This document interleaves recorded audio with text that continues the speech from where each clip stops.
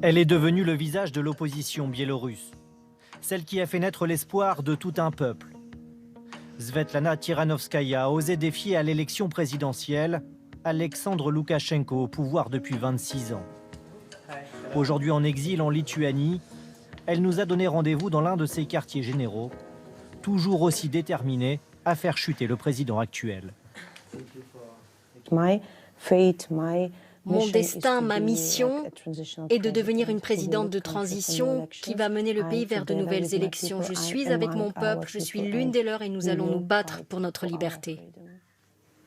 Rien ne prédestinait cette mère de famille de 38 ans, plutôt réservée, à devenir l'opposante numéro 1 au régime. C'est son mari, un lanceur d'alerte très populaire, qui aurait dû se présenter à l'élection présidentielle. Mais en mai dernier, les autorités l'arrêtent et le mettent en prison. Svetlana Tikhanovskaya décide alors de reprendre le flambeau.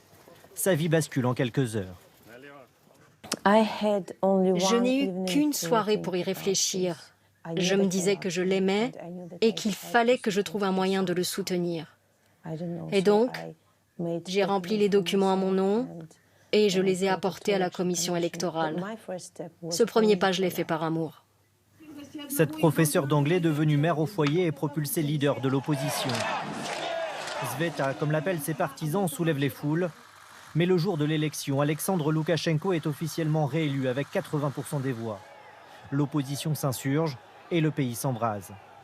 Svetlana Tikhanovskaya, qui revendique la victoire, dit craindre pour sa sécurité et celle de ses enfants.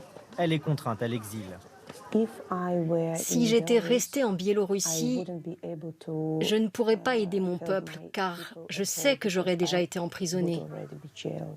Alors qu'ici, je peux faire bien plus pour mon pays. Je peux m'adresser au monde entier. Depuis l'étranger, elle s'adresse au Conseil de sécurité de l'ONU. Elle se rend en Pologne, qui lui apporte son soutien, et elle lance désormais un appel au reste de l'Europe. Vous êtes des pays démocratiques et je pense que vous souhaitez que les pays qui vous entourent dans le centre de l'Europe soient aussi démocratiques. Réfléchissez à des sanctions. Svetlana Tikhanovskaya restera en Lituanie tant qu'Alexandre Loukachenko n'aura pas quitté le pouvoir.